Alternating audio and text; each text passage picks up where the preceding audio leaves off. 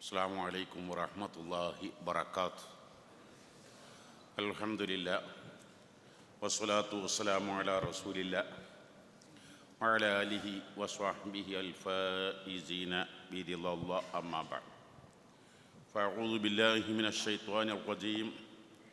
بسم الله الرحمن الرحيم. إنما المؤمنون إخوة فأصلحوا بين أخويكم واتقوا الله لعلكم ترحمون.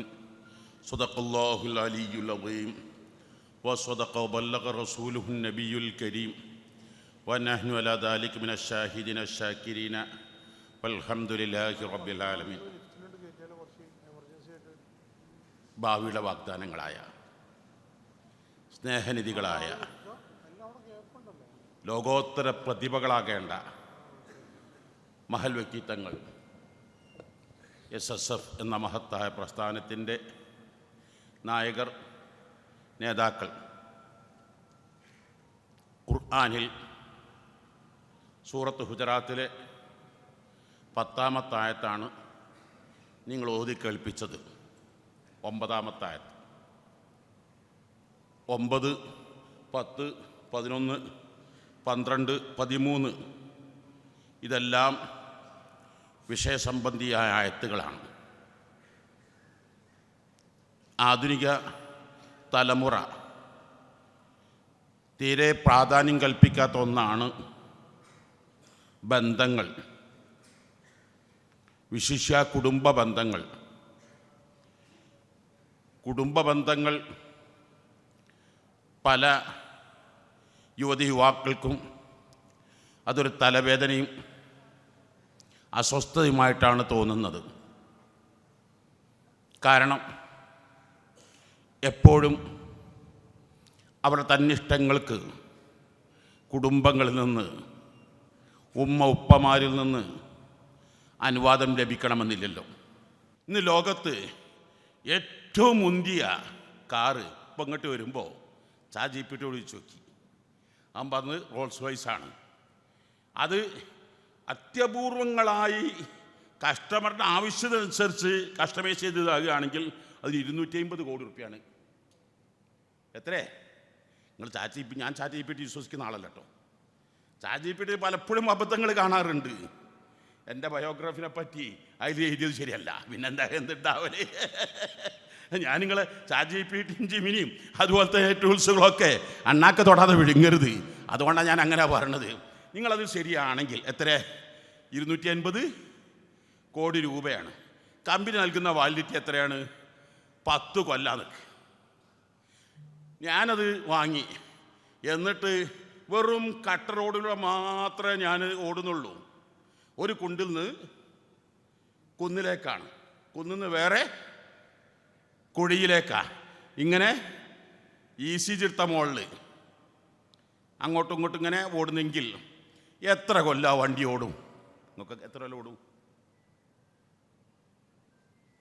എത്ര കൊല്ലം ഓടും? 10 കൊല്ലം ഓടും. എത്ര?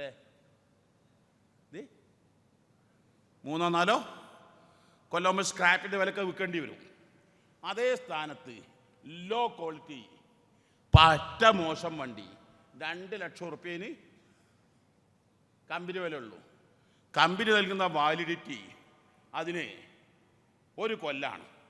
പക്ഷേ എൻ്റെ യൂസേജോ, എൻ്റെ വീട് നാഷണൽ ഹൈവേയുടെ എക്സ്പ്രസ് ഹൈവേയുടെ ഓരത്താണ്, ഓഫീസും എക്സ്പ്രസ് ഹൈവേയുടെ ഓരത്താണ്. ഞാനത് വീട്ടിൽ നിന്ന് നേരെ ഓഫീസിലേക്ക്, ഓഫീസിൽ നിന്ന് വീട്ടിലേക്ക് വേറെ ഒറ്റ കുട്ടിയെ ഡ്രൈവ് ചെയ്യൂല. എത്ര കൊല്ലം ഓടുക വണ്ടി? എത്ര ഓടും? 3-4 കൊല്ലം ഓടും. അപ്പം ഏത് കാര്യവും അതിൻ്റെ യൂസേജ് അനുസരിച്ചിരിക്കും. അതിൻ്റെ സ്പെയർ പാർട്സുകൾക്ക് ഡാമേജ് സംഭവിച്ചാൽ അതിൻ്റെ വണ്ടി തകരാറിലായിരിക്കും. എന്നാൽ ഞാൻ നിങ്ങളുടെ മുമ്പിൽ ആവേശഭരിതനായി വളരെ സന്തുഷ്ടനായി സംസാരിച്ചു കൊണ്ടിരിക്കുകയാണ്. വളരെ വേദനാജനകമായൊരു ഫോൺ എനിക്ക് വന്നു. എൻ്റെ ഉമ്മക്ക് വല്ലതും സംഭവിച്ചു, അല്ല എൻ്റെ ഭാര്യയ്ക്ക്, എൻ്റെ മക്കൾക്ക്, ഞാൻ ഏറ്റവും ഇഷ്ടപ്പെടുന്ന ആളുകൾക്ക് പെട്ടെന്ന് എൻ്റെ മുഖപ്രസന്ന അസ്തമിച്ചു. എൻ്റെ മുഖം ചുക്കിച്ചുളിയും, എൻ്റെ കൈകാലുകൾ തളരും, എൻ്റെ കണ്ണ് നിറയും, ശബ്ദമിടറും, എൻ്റെ എല്ലാ ചിറകും മുടിഞ്ഞ പോലെ ഒന്നുമല്ലാതെ മാറും. തീർച്ചയല്ലേ? ഇതെന്തുകൊണ്ടാണ്? ഇതിൻ്റെ 10 മടങ്ങ് ഇതെല്ലാം എൻ്റെ എക്സ്റ്റേണൽ പാർട്സുകളാണ്. എൻ്റെ എൻ്റെ ഇൻറ്റേർണൽ പാർട്സുകൾക്ക് ഇതിൻ്റെ 10 മടങ്ങ്. ഈ സമയത്ത് എൻ്റെ ഹാർട്ടൊന്ന് ചെക്കപ്പ് നടത്തിയാൽ ECG എടുത്താൽ വലിയ വേരിയേഷൻ വന്നിരിക്കും. എൻ്റെ പ്രഷർ പരിശോധിച്ചാൽ നല്ല വേരിയേഷൻ വന്നിരിക്കും. ഷുഗർ മുഴുവൻ 40-45 കൊല്ലം മുമ്പ് ഞാൻ കോഴിക്കോട് സ്കിൻ സ്പെഷ്യലിസ്റ്റിനെ കാണാൻ വേണ്ടി സ്കിൻ പ്രോബ്ലത്തിന് പോയതാ. രാത്രിയായിരുന്നു, നല്ല ഫീലുള്ള ടൈമാണ്. അയാളിങ്ങനെ കുറേ സംസാരിച്ചു വിടും. നിങ്ങൾക്ക് സ്കിൻ പ്രോബ്ലം ഒന്നുമല്ല പ്രശ്നം, നിങ്ങൾ വെയിറ്റ് കുറച്ച് കൂടുതലാണ്, പ്രഷർ ഉണ്ടാകാൻ സാധ്യതയുണ്ട്. അപ്പം തന്നെ എനിക്ക് തുടങ്ങിയല്ലോ. അങ്ങനെ പ്രഷർ പരിശോധിച്ച് നോക്കുമ്പോൾ ഹൈ പ്രഷറാണ്. എന്നിട്ട് ഉപ്പിലിട്ട് കൂട്ടരുത്, മറ്റേ കൊടുത്ത് കുളിക്കാൻ. പക്ഷെ ഞാനൊരു തത്വമുണ്ട്, കിതാബ് പറഞ്ഞിങ്ങനെ ഏത് ഡോക്ടർ പറഞ്ഞാലും ഒരാൾ പറഞ്ഞു കേട്ട് വിശ്വസിക്കരുത്, ഒരു നീതിമാന്മാരായ 2 ആൾ പറയണം എന്ന് പറഞ്ഞ് അങ്ങനെ ഞാൻ എൻ്റെ ഫാമിലി ഡോക്ടറുണ്ട്, ഹനീഫ ഡോക്ടറെ ചെന്ന് കണ്ട്. അങ്ങനെ ഉപയോഗിച്ച് ഇതെങ്ങനെ ഒരൊട്ടം പരിശോധിച്ചിട്ട് പ്രഷർ തീരുമാനിക്കൽ? പരിശോധിച്ചിട്ട് പ്രഷർ ഇല്ല. ഇന്ന് വരെ പ്രഷറോ ഷുഗറോ ഹാർട്ടുകാർ കംപ്ലൈൻറ്റ് എനിക്ക് ഇവരെ അള്ളാഹ് ഓഫിക്കോട് കൂടെ ഇല്ല. ഇതാക്കട്ടെ, ഞാൻ ഇടയ്ക്കിടയ്ക്ക് മെഡിക്കൽ ചെക്കപ്പ് നടത്താറുണ്ട്. അന്നെങ്ങാനും ഞാൻ ആ മരുന്ന് കുടിച്ചിരുന്നുവെങ്കിൽ ഇന്ന് ഞാൻ ആ മരുന്ന് കൊണ്ട് എന്തോ രോഗിയാകുമായിരുന്നു. കോയമ്പത്തൂർ ഹോസ്പിറ്റലിൽ കിടന്നപ്പോൾ SSFൻ്റെ നമ്മൾ ആഷിഖ് ഡോക്ടർ കൂടെ ഉണ്ട്. ആ ആഷിഖ് ഡോക്ടർ അപ്പോൾ നേഴ്സ് ഒന്ന് പരിശോധിച്ചിട്ട് പ്രഷർ ഉണ്ട് പറഞ്ഞു. ആഷിഖ് ഡോക്ടർ പറഞ്ഞു സ്ഥലം പ്രഷർ ഉണ്ടാവില്ല, ഞാൻ സ്ഥിരമായിട്ട് പരിശോധിക്കുന്ന പറഞ്ഞു. അപ്പോൾ ഇത് കാണുന്നുണ്ടല്ലോ പറഞ്ഞു. അപ്പോൾ ആഷിഖ് ഡോക്ടർ നിങ്ങൾ മാനുവൽ കൊണ്ടുവരി, നിങ്ങൾ മെഷീൻ കൊണ്ടുവന്നാൽ പോരാ. അപ്പോൾ മെഷീൻ നോക്കുമ്പോൾ അല്ല മെഷീനുണ്ട്, മാനുവൽ കൊണ്ടുവന്നപ്പോൾ ഇല്ല. പിന്നെ ആ നേഴ്സിൻ്റെ പ്രഷർ പരിശോധിച്ചിട്ടില്ല. ആഷിഖ് ഡോക്ടർ എടുത്ത് കൊടുക്കും. SSFൻ്റെ സ്റ്റേറ്റിൽ ഇതില്ല, സെറ്റിൽ ഉണ്ടായിരുന്നല്ലോ അല്ലേ? അപ്പോൾ ആഷിഖ് ഡോക്ടർ. അപ്പോൾ ഞാൻ ഈ പറഞ്ഞത് ഇതൊന്നും ആ ടൈം നമ്മുടേത് അങ്ങനെയാണ്. അപ്പോൾ എന്തായി പറഞ്ഞതെന്ന് ചോദിച്ചാൽ, അപ്പോൾ എപ്പോഴും ഇങ്ങനെ ഒരു മരണം എന്ന് പറഞ്ഞാൽ സ്വാഭാവികമാണ്. ഞാൻ ഉറപ്പിച്ച് കഴിഞ്ഞാൽ ഞാനും മരിക്കുന്നത് എനിക്ക് ഉറപ്പില്ല. പിന്നെ എൻ്റെ അമ്മ മരിക്കൂല, എൻ്റെ വാപ്പ മരിക്കൂല, എല്ലാവരും മരിക്കൂലേ. അത് ഇന്നാ എനിക്ക് വലിയ പ്രയാസം ഉണ്ടാകും. പക്ഷേ നാളെ അത് കുറയും. ഒരാഴ്ച, 2 ആഴ്ച, 3 ആഴ്ച കഴിഞ്ഞാൽ അതെനിക്ക് കുറഞ്ഞ് ഇല്ലാതെ മറന്നു പോകും. അല്ല ലോക ചരിത്രത്തെ മുഴുവൻ അങ്ങനെ തരാം. അതേ സ്ഥാനത്ത് ഫാമിലി പ്രോബ്ലംസ് അങ്ങനെയല്ല. ഫാമിലി പ്രോബ്ലംസ് എന്ന് പറഞ്ഞാൽ അത് ആ സ്പോട്ടിൽ അതൊരു മണിയറയിലാണ് ദമ്പതികളെങ്കിൽ അത് മണിയറയിലായിരിക്കും അന്നുണ്ടാകുക. പിറ്റത്തെ ദിവസം അത് ഡൈനിങ് ഹാളിലേക്ക് എത്തും, പിറ്റത്തെ ദിവസം അത് സിറ്റ് ഔട്ടിലേക്ക് എത്തും, പിറ്റത്തെ അടുത്ത ദിവസം അത് നെബേസിലേക്ക് എത്തും. പിന്നെ അത് ഫാമിലി ഇങ്ങനെ സ്പ്രെഡായി ബ്ലഡ് ക്യാൻസർ അല്ലെങ്കിൽ ബ്രെയിൻ ട്യൂമർ സ്പ്രെഡാകുന്നില്ല, അപ്പുറം അതിങ്ങനെ സ്പ്രെഡായി വരും. അങ്ങനെ കൊല്ലങ്ങൾ കഴിയും തോറും അത് പ്രശ്നങ്ങൾ ഗുരുതരം വരും. അപ്പോഴൊക്കെയും ഹാർട്ടിന് ഡാമേജ് വന്നുകൊണ്ടിരിക്കുകയാണ്, എപ്പോഴും കിഡ്നിക്ക് ഡാമേജ് വന്നുകൊണ്ടിരിക്കുകയാണ്, പ്രഷർ ഷുഗർ വന്നുകൊണ്ടിരിക്കുകയാണ്. അപ്പോഴാണ് മനുഷ്യൻ്റെ എല്ലാ സ്പെയർ പാർട്സുകൾക്ക്, എല്ലാ ഇൻറ്റേർണൽ പാർട്സുകൾക്കും ഡാമേജ്. അപ്പോൾ അവൻ്റെ ആരോഗ്യം നശിപ്പിക്കുന്നു, അവൻ്റെ സർവസ്വം തകരുന്നു. ഇവിടെയാണ് ഞാൻ എൻ്റെ പ്രിയപ്പെട്ട കൂട്ടുകാരോട് പറയാൻ ആഗ്രഹിക്കുന്നത്, നമ്മുടെ ആയുഷ്ദൈർഘ്യം ലക്ഷ്യമുണ്ടെങ്കിൽ, നമുക്ക് സന്തോഷമുള്ള ജീവിതം ലക്ഷ്യമുണ്ടെങ്കിൽ കൂട്ടുകുടുംബങ്ങളെ ഒത്തൊരുമയോടെ കൊണ്ടുപോകാൻ കഴിയണം. മലയാളത്തിൽ ആപ്തവാക്യമുണ്ട്, ആൽമരം കാടാവൂല. ആൽമരം, വലിയ ആൽമരം, എൻ്റെ വീടിന് മുമ്പിൽ ആൽമരമുണ്ട്, 10 ആൾ പിടിച്ചാലത് എത്ര മാത്രം. പക്ഷെ ആ മരത്തിന് ആരും കാട് എന്ന് പറയില്ല. ഇനി അതേ സ്ഥാനത്ത് ഒരു 10-25 സെൻറ്റ് സ്ഥലം, അവിടെ 100 കണക്കിന് മരങ്ങൾ, ചെറിയ മരമുണ്ട്, അതിനെന്ത് പേര് പറയും? കാടെന്ന് പറയും. സംഗതി എല്ലാം കൂടി ആ 100 മരം കൂടി കൂട്ടിയാൽ ഈ ഞങ്ങളെ ഞങ്ങളെ വീട്ടിലെ വിളിക്കൽ ആ മരത്തിൻ്റെ അത്ര വണ്ണത് ഉണ്ടാകൂല. അപ്പം നമ്മളാരും ഒരു കാലത്തും നമ്മൾ സ്വയം ജീവിക്കാൻ കഴിയും ധരിക്കരുത്. പ്രത്യേകിച്ച് ഞാൻ എൻ്റെ പ്രിയപ്പെട്ട കുട്ടികൾ മനസ്സിലാക്കുന്നത്, ഈ ബൈക്ക് ഒന്ന് ശ്രദ്ധിച്ചില്ലെങ്കിൽ, കാറിനാണെങ്കിൽ 4 ടയർ ഉണ്ടാകും, ഇത് 2 ടയറുള്ളൂ. കാറിൻ്റെ ടയർ വീതി ഉണ്ടാവും, ഇത് വീതി ഉണ്ടാവില്ല. ഒരു പൂച്ചക്കുട്ടി ഒന്ന് പാഞ്ഞാൽ മതി, ആ മനുഷ്യ സഹജമായിട്ട് ഒന്ന് വെട്ടിച്ചാൽ എത്ര അപകട. കേരളത്തിൽ ഞാൻ ഇപ്പോൾ അത് പറയാൻ ഉദ്ദേശിച്ചാൽ ഞാൻ എൻ്റെ കണക്ക് പഠിച്ചില്ല, നിങ്ങൾക്ക് നോക്കിയില്ല, ഏകദേശം ഒരു 5000-ഓളം കുട്ടികൾ 15-29 ഇടയിലുള്ളവർ മരിക്കുന്നില്ലേ? എത്ര പതിനായിരങ്ങളാണ് പരിക്കേറ്റതാകുന്നത്. ഇങ്ങനെ വല്ലതും സംഭവിച്ചാൽ ഈ ഫ്രണ്ട്ഷിപ്പൊക്കെ എത്ര കാലം ഉണ്ടാവും? ഒരാഴ്ച 2 ആഴ്ച ഉണ്ടാകും. പിന്നെ നോക്കാൻ ആരേ ഉണ്ടാകുള്ളൂ? ഉമ്മ ഉണ്ടാകുള്ളൂ, ഉപ്പ ഉണ്ടാകുള്ളൂ, ജ്യേഷ്ഠനെ ഉണ്ടാകുള്ളൂ, അനുജനെ ഉണ്ടാകുള്ളൂ. കാശ് ചെലവഴിക്കാൻ അവിടെ മെഡിക്കൽ കോളേജിൽ മറ്റ് സ്ഥലങ്ങളൊക്കെ ബില്ലടക്കാൻ ഉമ്മ കാതിൽ ആഭരണം മുറിക്കേണ്ടി വരും. ഉമ്മ കഴുത്തിൽ ആർക്കും കൊടുക്കാത്ത വാപ്പ വളരെ വളരെ ദാരിദ്ര്യത്തിൻ്റെ പടുക്കുഴി പട്ടിണി മാറ്റാൻ കൊടുക്കാത്ത ഉമ്മ കാതിലുള്ള അല്ലെ കഴുത്തിലുള്ള കാലിലെ പാദസാരം വിറ്റിട്ട് ഇവിടെ ഉമ്മയല്ലാതെ ഉപ്പയല്ലാതെ ഇവിടെയാണ് എൻ്റെ പ്രിയപ്പെട്ട കൂട്ടുകാരോട് പറയാൻ ആഗ്രഹിക്കുന്നത്. സദാസമയത്ത് കുടുംബത്തിൻ്റെ ഫ്രണ്ട്ഷിപ്പ്, ഫാമിലി റിലേഷൻഷിപ്പ് നന്നായി സൂക്ഷിച്ചാൽ നിങ്ങൾക്ക് അല്ലാഹു ഒന്നും നൽകാതിരിക്കില്ല. ഈ വിനീതൻ എഴുതിയ ഓർമ്മക്കൂട്ട് അധ്യായം കാണാം, ചാരുക ശൈൽ കാണാം. ഞാൻ വളരെ സ്നേഹിക്കുന്ന നല്ല പ്രഗത്ഭനായ ഒരു കോൺട്രാക്ടറാണ് അദ്ദേഹമാണ്. മലപ്പുറം പരിസരത്ത് ധാരാളം വീടുകൾ കോൺട്രാക്ട് എല്ലാ തൊട്ടൊക്കെ പൊന്നാക്കുന്ന എങ്ങനെയായിരുന്നു. 24 വയസ്സാണ്. ഒരു വർക്ക് അദ്ദേഹം എടുത്താൽ എൻ്റെ അടുത്ത് വരും, എന്നെക്കൊണ്ട് ദ്വാരിപ്പിക്കും. അക്കാലത്ത് എൻ്റെ ശമ്പളത്തിന് മഴയിൽ ഞാൻ ശമ്പളം വാങ്ങിയിട്ടില്ല, ഇത് ഒറ്റ പൈസ വാങ്ങുന്നില്ല. എൻ്റെ ഒരു മാസത്തെ ശമ്പളത്തിൻ്റെ പകുതി എനിക്ക് തരുമായിരുന്നു. ഇവരിനെ കണ്ടാൽ എനിക്ക് ഉറപ്പിക്കാം. അങ്ങനെ ഒരു ദിവസം എന്നോട് വന്നിട്ട് ഉമ്മക്ക് തീരെ സുഖമില്ല, ഉമ്മ മലപ്പുറത്ത് സ്വകാര്യ ഹോസ്പിറ്റലിൽ അഡ്മിറ്റാന്ന് പറഞ്ഞു. ഉമ്മയെ കൊണ്ടുവരാൻ വേണ്ടി പറഞ്ഞു. ഞാൻ കരുതിയ പൈശാചിക രോഗമായിരിക്കും. ഉമ്മ അർത്ഥശൂന്യമായ അർത്ഥരഹിത എന്തൊക്കെയോ പറയണ ഉറക്കം കിട്ടുന്നില്ല. അങ്ങനെ പല പൈശാചിക പ്രകടനങ്ങളുമാണ്. അപ്പോൾ ഞാൻ പൂർണ്ണമായും വിശ്വസിച്ചു ഉമ്മക്ക് പൈശാചിക രോഗമായിരിക്കുന്നു. അങ്ങനെ ഉമ്മക്ക് മന്ത്രിച്ചു കൊടുക്കുകയാണ്. നല്ലോണം ഒഴിവുള്ള സമയമായിരുന്നു, രാത്രിയായിരുന്നു. ഒരു അരമണിക്കൂറോളം ഞാൻ മന്ത്രിക്കുകയാണ്. മന്ത്രിക്കുമ്പോൾ ഉമ്മ എൻ്റെ മന്ത്രം കണ്ട് ഉമ്മ മനസ്സാക്കി പറഞ്ഞു. മലപ്പുറം ശൈലി പറഞ്ഞാൽ പൊന്നാര തങ്ങൾ പാപ്പാ, എനിക്ക് ഒരസുഖമില്ല, എൻ്റെ മോനൊന്നിനെ ഉമ്മാന്നൊന്ന് വിളിച്ചാൽ മതി, ഞാൻ കൊടുത്തൊരു ഗ്ലാസ് വെള്ളം കുടിച്ചാൽ മതി, എൻ്റെ അസുഖം പൂർണ്ണമായി മാറും. ഒന്നെൻ്റെ മകൻ എന്ത് വിളിച്ചാൽ മതി? ഉമ്മ എന്ന് വിളിച്ചാൽ, ഞാൻ കൊടുത്ത ഒരു ഗ്ലാസ് വെള്ളം കുടിച്ചാൽ എൻ്റെ രോഗം 100% മാറും. അല്ലാഹ്, ഒരു ഉമ്മയാണ് ഈ പറഞ്ഞത്. ഞാൻ ആ സുഹൃത്തിനെ വിളിച്ചിട്ട് പറഞ്ഞു, സുഹൃത്തെ, നിങ്ങളെന്നെ വല്ലാതെ സ്നേഹിക്കുന്നു, ഞാൻ നിങ്ങളെ സ്നേഹിക്കുന്നു. പക്ഷേ ഈ ബന്ധങ്ങളുടെ ഒക്കെ എത്രയോ മേലെയാണ് ഉമ്മയുടെയും ഉപ്പയുടെയും ബന്ധം. നിങ്ങൾ മനസ്സിലാക്കണം. ബിറിയിൽ കാണാം, നിങ്ങൾ രൂപ നിങ്ങളെ ഫ്രണ്ടിന് കൊടുത്താൽ അതിന് 10 രൂപയായിരിക്കും, 10 ഇരട്ടിയായിരിക്കും കൂലി. ആ കൊടുക്കുന്ന ശാരീരിക മാനസിക വൈകല്യമുള്ളവർക്ക് കൊടുത്താൽ അതിന് കൂലി 90 രൂപയായിരിക്കും.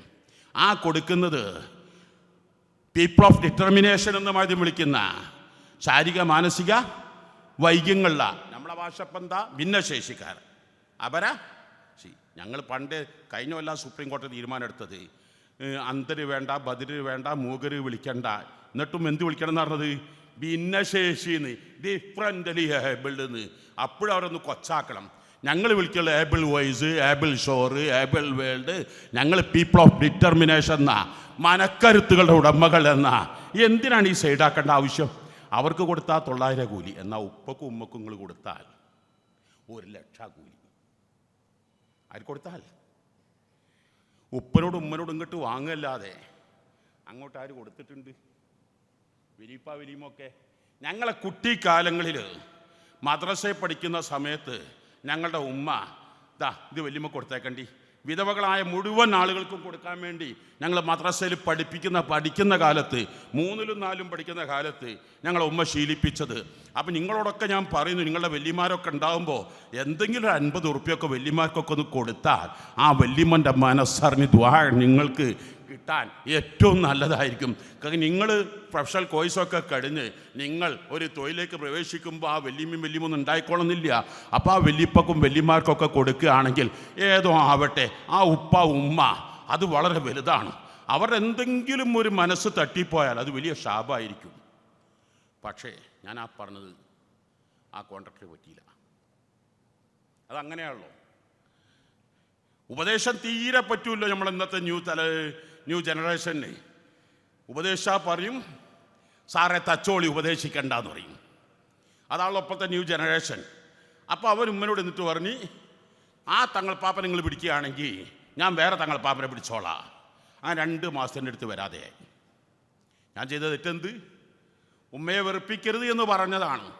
2 മാസം കഴിഞ്ഞ് തിങ്കളാഴ്ച അസറിന് ഒന്നുണ്ടാക്കുമ്പോൾ വീണ്ടും ആ പുതിയ ബൈക്ക് വാങ്ങി താക്കോലിട്ട് മന്ത്രിപ്പിക്കാൻ വേണ്ടി വന്നിന്.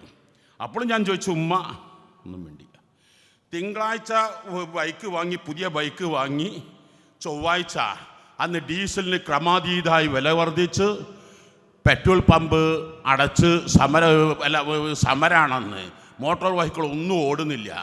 മഞ്ചേരി മലപ്പുറത്തിൻ്റെ ഇടയിലെ കുട്ടികളാരെങ്കിലും ഉണ്ടെങ്കിൽ ഒന്ന് എഴുന്നേറ്റുന്ന കൈ ഒന്നിച്ചാൽ ആരെങ്കിലും ഉണ്ടോ അതിൽ? ഇല്ലേ? മലപ്പുറത്തിൻ്റെയും മഞ്ചേരിൻ്റെ ഇടയിൽ ഒരാളേ ഉള്ളൂ. ആ പാണായി ജംഗ്ഷൻ അറിയില്ലേ? പെരുമ്പലത്ത് നിന്ന് വരുന്ന പാണായി ജംഗ്ഷൻ എത്ര ഉണ്ടാവും? ഓടുന്ന് കൊരമ്പ ഹോസ്പിറ്റലിലേക്ക് 6 കിലോമീറ്റർ ഉണ്ടാകും. ആ ജംഗ്ഷനിൽ വെച്ച് വൈകുന്നേരം 4 മണിക്ക് അവൻ്റെ ബൈക്ക് KSRTC ഒരു ആക്സിഡൻ്റ് ഒരു സാധ്യമില്ലാത്ത സമയമാണ്. ചെറുതായി ഒന്ന് തട്ടി ആക്സിഡൻ്റായി. പക്ഷെ സാരമായ പരിക്കൊന്നും കാണുന്നില്ല. കാലിന് എന്തോ സ്ക്രാച്ച് വന്ന പോലെ കാലിന് വീക്കം വന്നിട്ടുണ്ട്. അപ്പോൾ സ്ക്രാച്ചാണ്. അപ്പോൾ ഇനി ഓർത്തോ സ്പെഷ്യലിസ്റ്റിനെ കാണിക്കാമെന്ന് കരുതി കൊരമ്പ അവിടുത്തെ പഞ്ചായത്ത് പ്രസിഡന്റ് അവൻ്റെ അമ്മാവനാണ്. അവരെല്ലാം ഹൈലി എഡ്യൂക്കേറ്റഡ് ക്വാളിഫൈഡ്. അവരെല്ലാവരും കൂടി വണ്ടി എടുത്ത് കൊരമ്പ ഹോസ്പിറ്റലിലേക്ക് പോവുകയാണ്. കൊരമ്പ ഹോസ്പിറ്റലിലേക്ക് പോകുമ്പോൾ അവൻ പറയാണ്, ഇനി അങ്ങോട്ട് കൊണ്ടുപോകണ്ട, മലപ്പുറത്ത് KPM ഹോസ്പിറ്റൽ അവിടുത്തെ ഓർത്തോ സ്പെഷ്യലിസ്റ്റ് എൻ്റെ ക്ലാസ്മേറ്റാണ്, അവിടത്തേക്ക് കൊണ്ടുപോയാൽ മതി. കൊരമ്പ ഹോസ്പിറ്റലിലേക്ക് തിരിച്ച വണ്ടി അവൻ നിർബന്ധിച്ചിട്ട് എവിടത്തേക്ക് വിട്ടു? മലപ്പുറം KPM ഹോസ്പിറ്റലിലേക്ക് വിട്ടു. അവിടെ എത്തിയപ്പോൾ ഡോക്ടർ ഇപ്പം വരും, വെള്ളം കൊടുക്കരുത്, നേഴ്സ് പറഞ്ഞു, സ്കാനിങ് എടുത്തിട്ട് വെള്ളം കൊടുത്താൽ മതി. അവനിക്ക് ദാഹിക്കാൻ വന്നു. ദാഹം ശക്തിയായി. അവൻ ചോദിച്ച ചില ചോദ്യങ്ങളൊക്കെ, അറക്കാൻ കൊണ്ടുവന്ന പട്ടിക്ക് വെള്ളം കൊടുക്കലില്ലേ? ദാഹത്തിൻ്റെ കാഠിന്യം കൊണ്ടല്ലേ ഞാൻ ചോദിക്കുന്നു. അപ്പോഴൊക്കെ നിൽക്ക്. അങ്ങനെ 6 മണിവരെ അവിടെ കാത്തിരുന്നു. എന്ത് കിട്ടിയില്ല? ഓർത്തോ സ്പെഷ്യലിസ്റ്റ് വന്നില്ല. നേരെ പെരുന്തൽമണ്ണ അൽഷിഫയിലേക്ക് കൊണ്ടുപോയി. അപ്പോൾ അവിടുത്തെ ഓർത്തോ സ്പെഷ്യലിസ്റ്റ് അവിടുന്ന് പോയിട്ടേ ഉള്ളൂ. പെരുന്തൽമണ്ണ മൗലാനയിലേക്ക് പോയി. അപ്പോൾ അവിടുത്തെ സ്കാനിങ് മെഷീൻ കേടുവന്നു. രാത്രി 12 മണിയാകുമ്പോഴേക്ക് അവൻ പെരിന്തൽമണ്ണ കൊരമ്പ ഹോസ്പിറ്റലെത്തി. അവിടെ ഓർത്തോ സ്പെഷ്യലിസ്റ്റും ഉണ്ട്, അവിടെ സ്കാനിങ് മെഷീൻ എല്ലാം റെഡിയാ. ആ ഗേറ്റിൽ വെച്ച് ഇന്നാ ലില്ലാഹി വ ഇന്നാ ഇലൈഹി റാജിഊൻ. നിങ്ങൾ ആലോചിക്കൂ, ആ ദാഹത്തിൻ്റെ കാഠിന്യം കൊണ്ട് എന്തെല്ലാം അവൻ കാട്ടിയത്. അവൻ പറഞ്ഞ്, ഇതാ ഞാൻ വല്ലാതെ വിഷമിക്കുക, ഞാൻ മരിക്കാൻ പോവുക, എനിക്ക് സഹിക്കാൻ കഴിയുന്നില്ല, ഒരു ഗ്ലാസ് വെള്ളം എനിക്ക് തരണം മരണത്തിൻ്റെ സക്രാത്തുൽ മൗത്തിൽ. എന്തേ സംഭവിച്ചത്? ഉമ്മ കൊടുത്തൊരു ഗ്ലാസ് വെള്ളം കുടിക്കാതിരുന്നെങ്കിൽ ഞങ്ങളെ കുട്ടിക്കാലങ്ങളിൽ ഞങ്ങൾ എന്തെങ്കിലുമൊക്കെ ഉമ്മ ഉപദേശിച്ച് അന്നെങ്ങാനും ഭക്ഷണം കഴിച്ചില്ലെങ്കിൽ ഉപ്പ തുടങ്ങും, നിരാഹാര സത്യാഗ്രഹം തുടങ്ങുക, ഇവിടെ നടക്കൂലട്ടോ എന്ന് പറഞ്ഞ് ഉമ്മ ഉപദേശിച്ചാൽ ഉമ്മ ശിക്ഷിച്ചാൽ അന്ന് സാധാരണ ഭക്ഷണം കഴിക്കുന്നതിനേക്കാൾ കൂടുതൽ ഭക്ഷണം ഞങ്ങൾക്ക് പറഞ്ഞ് കുടുങ്ങിപ്പോവും. ഞങ്ങളൊക്കെ അങ്ങനെ വളർത്തിക്കൊണ്ടുവന്നതാ. ആയതുകൊണ്ട് തന്നെ ഞങ്ങളെ ഉമ്മക്ക് ഇപ്പോൾ നിങ്ങൾ വാർക്കി 95 വയസ്സ് കഴിഞ്ഞിട്ടുണ്ട്. ഏകദേശം മരുമക്കൾ പേരമക്കളൊക്കെ ആയിട്ട് 120ഓളം പേരമക്കളുണ്ടാവും. പക്ഷെ ഒരാൾ പോലും ഉമ്മയുടെ മുഖത്ത് നോക്കിയിട്ട് ഇന്ന് വരെ എന്ന് ഗൗരവത്തിൽ ശബ്ദം കേട്ടിട്ടില്ല. ഉമ്മ 10 വർഷമായി കിടപ്പിലായിട്ട്. ഈ ഉമ്മ 5 മാസമായി ഒന്ന് സംസാരിച്ചിട്ട് ഓർമ്മശക്തി ഹട്ടപ്പെട്ട് ഉമ്മ ഒരാൾക്കും ഒരു ഭാരമായി തോന്നിട്ടില്ല. മക്കളും മരുമക്കളും ഒക്കെ ഉമ്മയുടെ മുഖത്ത് നോക്കുക എന്നുള്ളത് ഹജ്ജ് ചെയ്യുന്ന കൂലിയാണ്. ഞങ്ങൾ അതിനകത്ത് വാർക്കുന്നത് എവിടെ ദ്വാരക്കുമ്പോഴും അങ്ങോട്ടാണ് ഇങ്ങോട്ട് ഞങ്ങൾ ഇതുവരെ ദ്വാരന്നിട്ടില്ല. അപ്പോഴും ദ്വാരക്കുന്നില്ല, ദ്വാരക്കുമില്ല. ഞങ്ങളുടെ തീരുമാനം, ഞങ്ങൾക്ക് പ്രതീക്ഷ, എന്നാൽ ഞങ്ങൾ അള്ളാഹിനോട് ചോദിച്ചു നോക്കട്ടെ എന്തായെങ്കിൽ ഉമ്മയെ ഒന്ന് സംസാരിച്ച് കിട്ടിയെങ്കിൽ കാരണം എന്താ, ഖാദി മുബാറക് റളിയല്ലാഹു തആല തങ്ങൾ, അബ്ദുൽ മുബാറക് റളിയല്ലാഹു തആല തങ്ങൾ ഉമ്മ മരിച്ചപ്പം കുറേ കരയാൻ തുടങ്ങി, വല്ലാതെ കരഞ്ഞുപിടിക്കാൻ തുടങ്ങി. അവൻ ചോദിച്ചു, അല്ല നിങ്ങളിങ്ങനെ കരയാൻ എന്താ? ഇസ്ലാമിൽ ലാ യഹില്ലു ലി അഹദിൻ അൻ യുഹ്ദ ഫൗക സലാത്ത് ലയാൽ, 3 ദിവസത്തിലപ്പുറം ദുഃഖാചരണം പാടില്ല എന്നല്ലേ? പിന്നെ എന്തിനാ ഉമ്മ മരിച്ചതിനിങ്ങനെ കരയാൻ? ഞാനതിനല്ല, എനിക്ക് ഞാൻ ഒരു കൂലി കിട്ടാൻ. ഉമ്മൻ്റെ മുഖത്ത് നോക്കിയാൽ എന്ത് കിട്ടുമല്ലോ? ഹജ്ജ് ചെയ്താ കൂലി നോക്കിയാൽ കൂലി കിട്ടുന്ന ലോകത്ത് 3 സാധനമാണ്. ഒന്ന് പരിശുദ്ധമായ കഅബ, ഇങ്ങനെ നോക്കിയിരുന്നാൽ കൂലി കിട്ടും. മറ്റൊന്ന് അള്ളാഹുവിൻ്റെ കലാം ഖുർആൻ, ഇങ്ങനെ മറിച്ചിങ്ങനെ വെറുതെ നോക്കുന്ന വലിയ കൂലിയാണ്. മറ്റൊന്ന് ഉമ്മയുടെ മുഖത്ത് ഉമ്മയുടെ മുഖത്ത് നോക്കിയാൽ കൂലി എത്രയാണെന്നറിയോ? ഒരു ഹജ്ജ് ചെയ്ത കൂലിയാണ് എത്രേ. അപ്പോൾ സ്വഹാബത്ത് പറഞ്ഞു, ഇതന്നുക്തിറു യാ റസൂലല്ലാഹ്, ഒരു ഹജ്ജിന് 7 ലക്ഷം റുപ്യൊക്കെ എന്താ വേണ്ടേ? അപ്പോൾ ഞങ്ങൾ ഉമ്മൻ്റെ മുഖത്ത് നല്ലോ നോക്കിക്കുമല്ലോ പറഞ്ഞു. അപ്പോൾ അല്ലാണ്ട് ഒരു കുട്ടി നിങ്ങളെ പ്രായത്തിലുള്ള ഒരാൾ എൻ്റെ അടുത്ത് വന്നിട്ട് കുറേ ഇങ്ങനെ നിസ്കാരത്തിൽ താല്പര്യമില്ല, ഞാൻ കുറേ ഉപദേശിച്ച് എല്ലാം ഉപദേശിച്ചിട്ട് പറഞ്ഞു, ഞാൻ കൈ പിടിക്കുക, ഞാൻ പ്രതി ചെയ്യുക, ഞാൻ പ്രതിജ്ഞ ചെയ്യുക, ഞാൻ നിസ്കാരം ഒഴിവാക്കൂല. അപ്പം സംശയം ചോദിച്ചോട്ടെ, നിസ്കരിക്കുന്നവർ വളരെ കുറഞ്ഞ ആൾക്കാരല്ലോ, ലോകത്ത് 800 കോടി ജനങ്ങളില്ലേ, 200 കോടി മുസ്ലിമീങ്ങളല്ലോ, നിസ്കരിക്കുന്ന 1 കോടി ഉണ്ടാവും കൃത്യമായിട്ട്. ഓലെല്ലാവരും കൂടി നരകത്തിൽ കൊള്ളോ ഉസ്താദേ, ഓലെല്ലാവരും കൂടി. അപ്പോൾ നരകം എന്ന് പറഞ്ഞാൽ അമ്മാൻ്റെ മത്തിയിടുന്ന അടുപ്പ് പോലെയാണ് അവൻ കരുതിയത്. അടുപ്പ് എന്ന് പറഞ്ഞാൽ അതിലാകെ 4 മത്തിയിടുമ്പോൾ 5ാമത്തെ മത്തിക്ക് സ്ഥലം. ഞാൻ ചോദിച്ചു, ഈ 800 കോടി ജനങ്ങൾക്ക് 825 കോടി ഞങ്ങൾക്ക് ഭക്ഷണം കൊടുക്കുന്ന റബ്ബില്ലേ? ഇവരൊക്കെ സംരക്ഷിക്കുന്ന റബ്ബില്ലേ? ഇവർക്കൊക്കെ ഓക്സിജൻ നൽകുന്ന റബ്ബില്ലേ? ഇവരെല്ലാം സംരക്ഷിക്കുന്ന റബ്ബില്ലേ? ആ റബ്ബിനെ ഇനി ഇവരെല്ലാവരും കൂടി ആക്ഷൻ എടുക്കൽ വലിയ പ്രയാസമാണോ? ഞാനത് ചിന്തിച്ചിട്ടില്ലായിരുന്നു എന്ന് പറഞ്ഞു. അപ്പോൾ ഞാൻ എൻ്റെ പ്രിയപ്പെട്ടവരോട് ഞങ്ങളൊരു കാര്യം മനസ്സിലാക്കാം. അപ്പോൾ അള്ളാഹു റസൂൽ പറഞ്ഞു, ഇതൻ നുക്തിറു യാ റസൂലല്ലാഹ് എന്ന് പറഞ്ഞു. അള്ളാഹു അക്തർ, അള്ളാഹു നിൻ്റെ ഖജനാവ് നിൻ്റെ മുതലാളിൻ്റെ ഖജനാവ് പോലല്ല. ഇപ്പോൾ ഇവിടെ SSF വലിയ സമ്മിറ്റ് നടത്തിയിട്ടുണ്ട്. എത്രയൊക്കെ ഭക്ഷണം ഉണ്ടാക്കിയിട്ടുണ്ടാകും? 1200, 2000, 3000 ഒക്കെ ഭക്ഷണം ഉണ്ടാക്കിയിട്ടുണ്ടാവും. അതിലറി 5000 ആളും കൂടി വന്നാൽ കുടുങ്ങിയ തന്നെ, ആർക്കൊന്നും കാട്ടാൻ കഴിയില്ല, ഒന്നും ചെയ്യാൻ കഴിയൂല. എന്നാൽ അങ്ങനല്ല അള്ളാഹുവിൻ്റെ ഖജനാവ്. അള്ളാഹുവിൻ്റെ ഖജനാവ് എന്ന് പറഞ്ഞാൽ അത് ലക്ഷക്കണക്കിന് കോടിക്കണക്കിന് ബില്യനല്ല, ബ്രില്യനല്ല, ട്രില്യനല്ല, ജില്യനല്ല, നമുക്ക് അൺകൗണ്ടബിളായ കോടാനുകോടി ആളുകൾക്കും ഇതെല്ലാം ചെയ്യുന്ന റബ്ബ് അള്ളാഹു അല്ലേ. ഇസ്ലാമിൻ്റെ പ്രധാന പ്രമേയം എന്ന് പറയുന്നത് ജനങ്ങൾ വിദ്വേഷമില്ലാതെ, വൈരാഗ്യമില്ലാതെ, വെറുപ്പില്ലാതെ, അകൽച്ചയില്ലാതെ ഏകോദര സഹോദരങ്ങളായി ഒന്നായി കഴിയണം. ഫാസ്ലിഹു ബൈന അഖവൈക്കും, മനുഷ്യ സഹജായി. എന്തെങ്കിലുമൊക്കെ ചെറിയ നിസ്സാര വിഷയങ്ങളുണ്ടാകും, അത് മനുഷ്യ സഹജമാണ്. ഉമ്മ എന്തെങ്കിലും പറഞ്ഞിട്ടുണ്ടാകും, ഉപ്പ എന്തെങ്കിലും ആക്ഷൻ എടുത്തിട്ടുണ്ടാകും. അതിനൊന്നും വീട്ടിൽ നിന്ന് തെറ്റിപ്പോകാതെ, അവരുടെ വിദ്വേഷം വൈരാഗ്യം വെക്കാതെ, തെറ്റിപ്പോകാൻ വലിയ രസമാണ്. തെറ്റിപ്പോയവരോട് ചോദിച്ചു നോക്കിയാൽ മതി. ചില കാര്യങ്ങളൊക്കെ ഒരു 23കാരൻ കൊല്ലത്ത്, അദ്ദേഹം ടൈലറിങ് നന്നായി പഠിച്ചു. വീട്ടിലൊരു ജോലിയും ചെയ്യൂല, ഒരു ജോലിയും ചെയ്യൂല. ജേട്ടൻ കൊണ്ടുവന്ന് ഇങ്ങനെ കഴിക്കണം. അപ്പോൾ ഉമ്മ എപ്പോഴും പറയും, ഉമ്മ കുറേ ഉപദേശിച്ചു, എത്ര കാലമാണ് ഈ ജേട്ടൻ്റെ ഇതിങ്ങനെ കഴിക്കുക. അപ്പോൾ അവനക്ക് തോന്നി, എനിക്കിപ്പോൾ ടൈലറിങ് അറിയാലോ, ഇനി വാപ്പി ഇമ്മയൊന്നുമില്ലെങ്കിൽ എനിക്ക് ജീവിക്കാമല്ലോ എന്ന് കരുതിയിട്ട് ഉമ്മയോട് പ്രതിഷേധം രേഖപ്പെടുത്തി അവന് വീട്ടിൽ നിന്ന് ഇറങ്ങിപ്പോന്നു.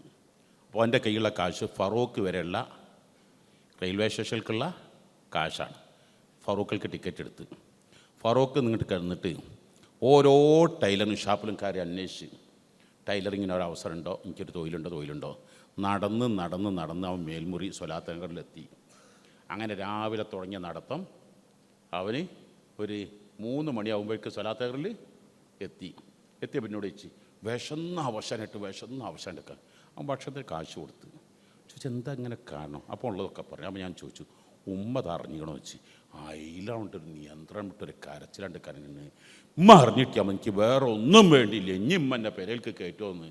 അപ്പോൾ ആ പെരയിൽ നിന്ന് ഇറങ്ങിയ സ്പീഡ്, ആ ഉമ്മൻ്റെ ശാസനം എന്തിനായിരുന്നു എന്ന് അവൻ മനസ്സിലാക്കണമെങ്കിൽ, അപ്പം ഞാൻ എൻ്റെ പ്രിയപ്പെട്ടവരോട് ഒരു കാരണവശാലും നമ്മളെ ഉമ്മ ഉപദേശിക്കുന്നെങ്കിൽ, ഉമ്മ ആക്ഷൻ എടുക്കുന്നെങ്കിൽ, ഡോക്ടർ നമുക്ക് ഇഞ്ചക്ഷൻ ചെയ്യുന്നെങ്കിൽ, ഡോക്ടർ എന്തെങ്കിലും ട്രീറ്റ്മെൻറ്റ് നടത്തുന്നെങ്കിൽ, അത് നമ്മളുടെ വൈരാഗ്യം കൊണ്ടാണോ വിദ്വേഷം കൊണ്ടാണോ? എൻ്റെ കൂട്ടുകാരൻ, എൻ്റെ അളാപ്പൻ്റെ മകന് കാല് പടം മറിഞ്ഞ് അന്ന് കാല് വീഴ്ച. അപ്പോൾ വീഴ്ചലിന് കൊണ്ടായപ്പോൾ ഉയ്യാ വേദനയായി, സമ്മതിച്ചില്ല. ഇപ്പോൾ ഇന്നും ആ നടക്കുമ്പോൾ പ്രയാസത്തോടു കൂടെയാണ്. അന്നെങ്ങാനും ഒരാഴ്ച ആ വേദന സഹിച്ചിരുന്നുവെങ്കിൽ ഇന്ന് എന്നെക്കാൾ നല്ല സ്പീഡിൽ ആരോഗ്യത്തിൽ നടക്കാമായിരുന്നു. അപ്പോൾ ചില വേദനകൾ നമ്മൾ സഹിക്കേണ്ടതുണ്ട്. ഡോക്ടർമാരുടെ വേദന സഹിച്ച ഇഞ്ചക്ഷൻ ചെയ്യുമ്പോൾ, ഡോക്ടർ ആ പരിപാടി നിങ്ങളോട് പറഞ്ഞ് ഞാൻ വേദന സഹിക്കാൻ തയ്യാറല്ല, എല്ലാം ഡോക്ടർ ഓപ്പറേഷൻ നടത്തുമ്പോൾ അതിനെന്നെ കിട്ടൂല എന്ന് പറഞ്ഞ് ഈ ഓപ്പറേഷൻ്റെ വേദന അതിനെ പ്രയാസത്തേക്കാൾ എൻ്റെ സ്ഥിരമായ സമാധാനത്തിൻ്റെ വേണ്ടിയ ഉമ്മ എന്നെ സ്നേഹിക്കും പോലെ ദുന്യാവിൽ ഒരാളും എന്നെ സ്നേഹിക്കാനില്ല. ഉമ്മ എപ്പോഴും പറയുന്നതാണ് കണ്ണി വിട്ടാൽ മുരട്ടത്ത് എന്ന്. എന്തും കഴിഞ്ഞ പ്രശ്നം വരുന്ന സമയത്ത് ഉമ്മ മാത്രമേ ഉണ്ടാകൂ, ഉപ്പ മാത്രമേ ഉണ്ടാകൂ. അവരുടെ കുരുത്തവും പൊരുത്തവുമാണ് എൻ്റെ വിജയം. മാ വസല മം വസല ഇല്ലാ ബിൽ ഹുർമ വമാ സഖത മൻ സഖത ഇല്ലാ ബിതർക്കിൽ ഹുർമ.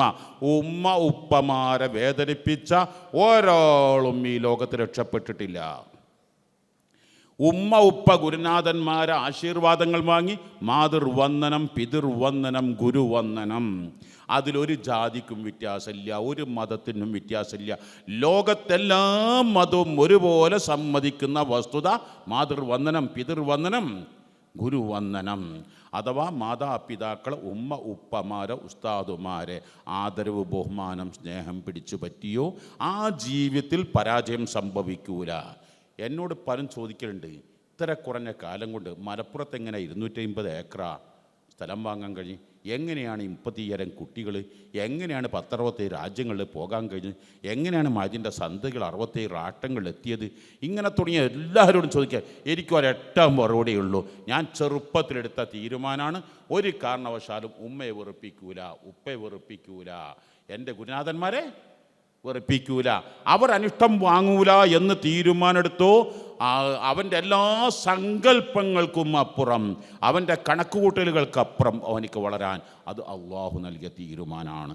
അതേ സ്ഥാനത്ത് നിങ്ങൾ എത്ര ഉയർന്നവരായാലും ശരി, നിങ്ങൾ എത്ര റാങ്ക് ഹോൾഡേഴ്സ് ആയാലും ശരി, ഉമ്മ ഉപ്പ ഉസ്താദുമാരെ വെറുപ്പിച്ച് കഴിഞ്ഞാൽ തീർച്ചയായും പരാജയം, തീർച്ചയായും പരാജയം.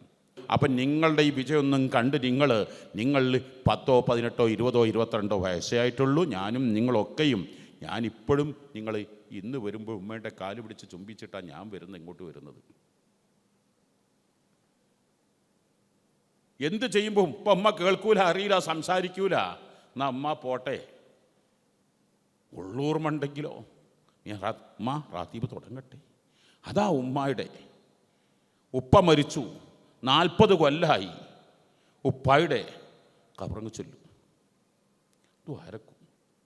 ഉപ്പായെ പറയാത്ത ദിവസം എനിക്കുണ്ടാകൂല. അപ്പോൾ നമുക്ക് ഉമ്മ ഉപ്പ ഉസ്താദ് അവരോടുള്ള ആ സുഹൃത്ത് ബന്ധങ്ങൾ നമ്മൾ നല്ലോണം, അതാണ് ലഅല്ലക്കും വത്തഖുല്ലാഹ്, അള്ളാഹു പറഞ്ഞ് ജീവിക്കുക. അപ്പോൾ ഗീബത്ത് പറയരുത്, നമീമത്ത് പറയരുത്. ഇസ്ലാം എന്തെല്ലാം നിരോധിച്ചോ ഇതിൻ്റെ ഒക്കെയും കാരണം എന്താ? ഗീബത്ത് പറഞ്ഞാൽ അള്ളാഹു തആലക്ക് എന്താ വരാൻ പോണ്? വല്ല നഷ്ടമുണ്ടോ? പറഞ്ഞില്ല. അള്ളാഹു തആലക്ക് വല്ല ഗുട്ടുണ്ടോ? ഒക്കെ കാരണം മഹാനബി സുൽഹാഫി റളിയല്ലാഹു തആല നിങ്ങൾ പറഞ്ഞു, ഇദാ അള്ളഹറത്തിൽ ഗീബ ഉർതഫത്തിൽ ഉഖുവ. എല്ലാറ്റിൻ്റെയും കാരണങ്ങൾ ഗീബത്ത് പറഞ്ഞാൽ, ഞാൻ എൻ്റെ സുഹൃത്തിനെ പറ്റി ഇവിടുന്ന് ഞാൻ ഇപ്പോൾ ഒന്ന് ഭാര്യൻ്റെ അടുത്ത് വന്ന് ഭാര്യയെ പറ്റി എന്തെങ്കിലും മോശമായിട്ട് ഇവിടുന്ന് പറഞ്ഞാൽ ഞാൻ ഇവിടുന്ന് പോകുന്നതിന് മുമ്പ് എൻ്റെ ഭാര്യ അറിഞ്ഞിരിക്കും. അതോടുകൂടെ ഭാര്യ എന്നുള്ള എല്ലാ സ്നേഹം നഷ്ടപ്പെട്ടു പോയില്ലേ? അപ്പോൾ ഈ ഗീബത്ത് പറയത്, നമീമത്ത്, ഇതൊക്കെ ഫ്രണ്ട്ഷിപ്പ് തകർന്നു പോകും. അതാണ് യഥാർത്ഥ ഇസ്ലാമിൻ്റെ റിയാലിറ്റി. ഉഖുവത്താണ്, ഫ്രണ്ട്ഷിപ്പാണ്, റിലേഷൻഷിപ്പാണ്. അതിന് മൂല്യങ്ങൾ കൽപ്പിക്കണം. ആ മൂല്യങ്ങൾ കൽപ്പിക്കലോടുകൂടെ തന്നെ നിങ്ങൾ നോബൽ പ്രൈസ് ജേതാക്കളാണ്. ഇപ്പോൾ American Trump president Nobel prize കിട്ടാൻ വേണ്ടി കുറേ സമ്മർദ്ദമൊക്കെ ചെലുത്തി നോക്കി. എനിക്ക് 7 നോബൽ പ്രൈസ് കിട്ടുന്ന ഈ 7 യുദ്ധങ്ങൾ ഞാനില്ലാതെ വൈറ്റ് ഹൗസ്.